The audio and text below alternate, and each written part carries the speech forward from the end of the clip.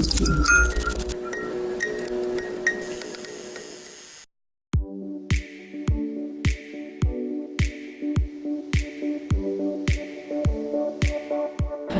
dia voararany lalàna araka ny fahafantarany rehetra azy kanefa rehefa resahana izy io a fanalan-jaza arakaraky ny mahavoarara azy a no mahabidabe azy. Marobe ny antony'ity fanalan-jaza ity a anisan'izany a ny fahasambaraka eo amin'ny fianakaviana. Ny ray aman-dreny mihitsy no manosika, tsy andany koa mitahotra ny ray aman-dreny dia matoza ilay zaza dia miditra amin'ny fanalan-jaza.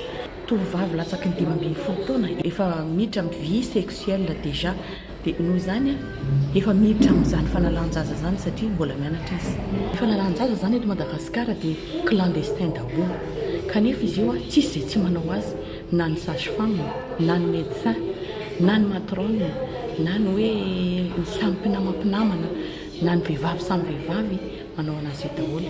Vehivavy iray ao anatin'ny 5 manala zaza no mahony aina.